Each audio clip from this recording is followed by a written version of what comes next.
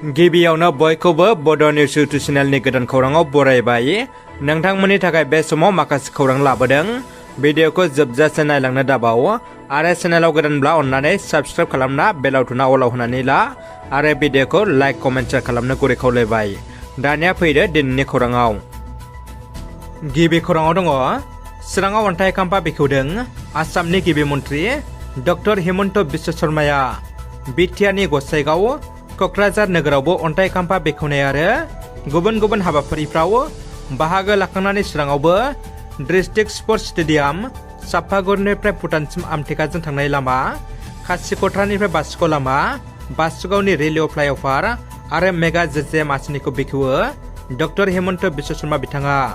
बे बेखेवनाय हाबाफारियाव गिबि मन्त्रि बिथांजों लोगोसे बाहागो लायो एमपि रोनग्रा नार्जारि, मन्त्रि अशक सिंगाल, उर्खाव गोरा ब्रह्म, बिटिआरनि गाहाय मावफुं सोद्रोमा Pramod Boro', MLA Jayanta Basumatary, MLA Ajay Roy, M Ranjit Basumatary, doctor Niloj Swargiary, MCLA Amar Basumatary, Madhav Chhetri बिथांमोना। फिन आरोबाव गिख्रंथाव रेलगारिनि जाब्रबथाय।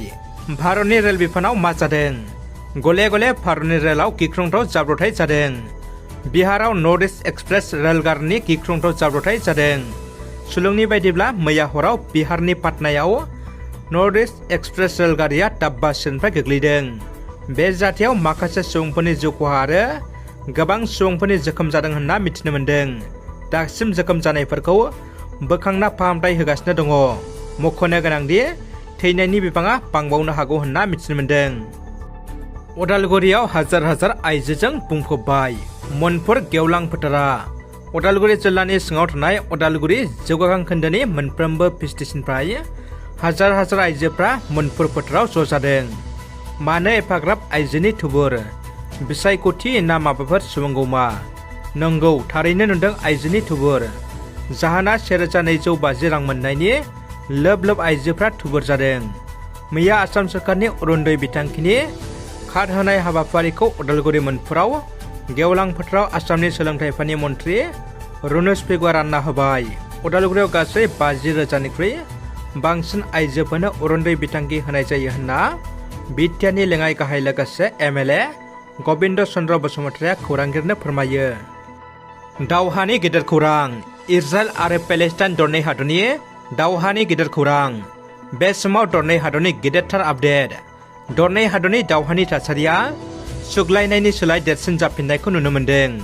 मख'नो गोनांदि पेलेस्टाइननि हामास उदखारिफोरनि रकेट हामलाजों गिबि इजराइलखौ हामला खालामनायनि उनावनो दरनै हादरनि गेजेराव सोमोन्दोआ गिख्रंथाव जायो। हामास उदखारिफोरनि रकेट हामलाजों दासिम इजराइलाव गोबां सुबुंफोरनि जिउ खहा जादों। बिनि फिननाय महरै इजराइल रौनियाफ्रा एयार स्ट्राइक खालामना गाजा सोहोरखौ धंसलीला खालामदों। मख'नो गोनांदि घन्टा, मिनिट आरो सेकेन्डनि उननो दावहानि गोदान गोदान खौरां सफैदों। पेलेस्टाइननि सायाव इजराइलनि गिलु बालु हामलाखौ इस्लाम हादरफ्रा गोख्रों सोंखारिदों आरो इस्लाम हादरफ्रा खौसे जादों। बेराफारसे आमेरिका हादरा इजराइलनो बे समाव बिरखं दिङाजों लोगोसे हाथियारनि बाख्रि जगायदों। मख'नो गोनांदि जेब्लासिम हामास उदखारिफ्रा आबुङै सिलिंखार जाया अब्लासिम इजराइलआ गिलु बालु हामला खालामगोन होनना गाहाय मन्त्रि बेन्जामिन नेतान्याहुआ गोख्रों बुंथिदों। दरनै हादरनि दावहानि समाव रोजा रोजा सुबुंफोरनि जिउ खहा आरो कौटि कौटि दोहोन दौलत न' बां सिलिंखार जादों। क'क्राझारनि ग्रिनफिल्डआव गिबि मन्त्रि डक्टर हिमन्त बिश्व शर्मा बिथांनि बाहागो लानायजों आसाम सोरखारनि 2.0 अरुन्दय बिथांखिनि गेजेरजों गोदान अरुन्दय मुलाम्फागिरिफोरनो अरुन्दय कार्ड राननाय हाबाफारि बानजायदों। मख'जाथावदि बे 2.0 अरुन्दय बिथांखिनि गेजेरजों रायजोनि गासै 7 लाख आइजो मुलाम्फागिरिफोरनो अरुन्दय कार्डखौ राननाय जागोन। बिनो मैयानि हाबाफारिनि गेजेरजों 10 मुलाम्फागिरिफोरनो गथायनाय जायो। गोबां रोजा रोजा इउपिपिएल आरो बिजेपिनि मददगिरि रायजो राजाफोरनि नुजाथिनायजों खुंफुंजानाय बे हाबाफारियाव गिबि मन्त्रि डक्टर हिमन्त बिश्व शर्मा बिथांनि लोगोसे बिटिसिनि गाहाय मावफुं सोद्रोमा प्रमद बर', बिटिसिनि प्रिन्सिपाल सेक्रेटारि आकाशदीप, मन्त्रि अशक सिंगाल, क'क्राझार जिल्ला बेंगिरि Pradeep Kumar Deori IAS, MLA Lawrence Islary, MLA Jiron Basumatary, M Ranjit Basumatary, M Gautam Das, M उरुप कुमार दे, इउपिपिएलनि गाहाय नेतारि राजु नार्जारि लोगोसे गोबां इउपिपिएल आरो बिजेपिनि दैदेनगिरिफ्रा बाहागो लायो।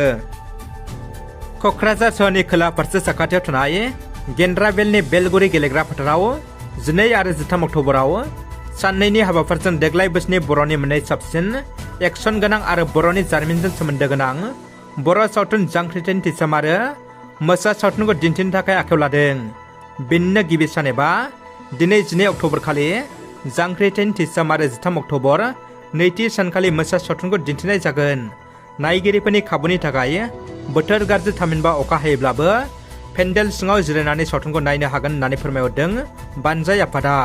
बेनिखायनो दिनै 12 अक्ट'बराव जांख्रिथायनि टिसाम आरो 13 अक्ट'बर खालि मोसा सावथुन दिन्थिनायखौ लैहोर लैहोर फैनानै नायफैनो थाखाय बानजाय आफादा क'क्राझार सहर आरो गेन्द्राबेल ओनसोलनि खाथि खाला गामिनि सावथुन अनसायगिरिफोरनिसिम खावलायहरदों। आसाम पुलिसनि मोनसे गेदेरथार जाफुंसारनाय। पुलिसनि आखायाव सासे नकल रांनि दालाल 2,16,500 नकल रांजों लोगोसे नकल रां बानायग्रा मेसिनजों सासे सुबुङा पुलिसनि जेयाव। जालुकबारनिफ्राय पुलिसा एरेस्ट खालामबाय लखिमपुरनि मुफिदुल इस्लामखौ। मख'नो गोनांदि मुफिदुल इस्लामा बेबायदिनो गोसोम रांनि फालांगिजों लोब्बा दंमोन होननानै मिथिनो मोन्दों। पुलिसा गोख्रों नायबिजिरना मुफिदुल इस्लामखौ एरेस्ट खालामबाय। BPF हानजानि सासे दैदेनगिरिया बिबान नागारदों।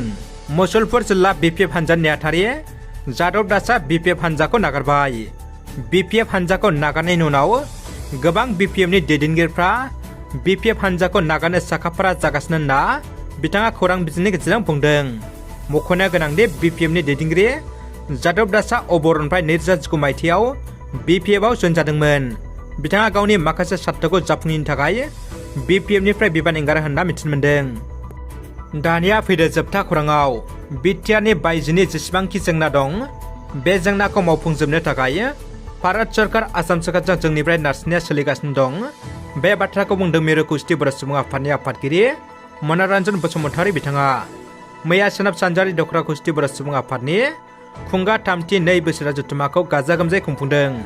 धेमाजि जिल्लानि सिङाव थानाय सिमेन्ट सापरि समकं तिनिआलियाव थानाय रंगमन्च सोनाब सानजारि दखरा खौसेथि बर' सुबुं आफादनि खुंगा 32 बोसोरा जथुम्माखौ सानसेनि मेहेरगोनां हाबाफारिजों गाजा गोमजायै खुंफुंनाय जायो। सानसेनि हाबाफारि बायदियै फुंबिलि समाव जायगा फोसाबनाय, आफादनि फिरफिला बिरहोनाय, मुंख्लंफोरनो बिबार बावनाय, थान्दै मेल जुथुमनाय आरो गेवलां मेल लानाय जादों। बे हाबाफारिनि गेवलां मेलखौ बेखेवना होयो BKWSनि CM मिहिनेश बसुमतारी बिथाङा। गेवलां मेलाव गाहाय आलासि महरै बाहागो लायो खौसेथि बर' सुबुं आफादनि आफादगिरि मन'रन्जन बसुमतारी। थांखि जानाय बुंथिगिरि महरै बाहागो लायो धेमाजि जिल्ला UBPनि आफादगिरि रातिराम बसुमतारी आरो धेमाजि जिल्ला परिषदनि सोद्रोमा मुर्सिमा सुबारानि बसुमतारी बिथाङा। लोगोसे बे गेवलां मेलावनो जर'खा आलासि महरै बाहागो लायो धेमाजि जिल्ला दुलाराय बर' फरायसा आफादनि आफादगिरि तेनजिं बर' बिथाङा। लोगोसे बर'नि गुबुन गुबुन माहारियारि आफादनि दैदेनगिरि बिथांमोना बाहागो लायो। मख'जाथावदि सोनाब सानजारि दखरा खौसेथि बर' सुबुं आफादनि खुंगा 32 बोसोरा जथुम्मानि थान्दै मेलाव गोजाम मावफुं आफादखौ सिफायनानै गोदान मावफुं आफाद दाफुंनाय जायो। गोदान मावफुं आफादनि आफादगिरि महरै अमिन बर' आरो गाहाय नेहाथारि महरै सनाराम स्वर्गियारि बिथांमोननो बिबान गथायनाय जायो। रादाबा एसेनोसै लोगोफोर। रादाबखौ जोबजासिम नायनो थाखाय नोंथांमोननिसिम गोजोननाय आरो साबायखर बावबाय। गोजोन्थों।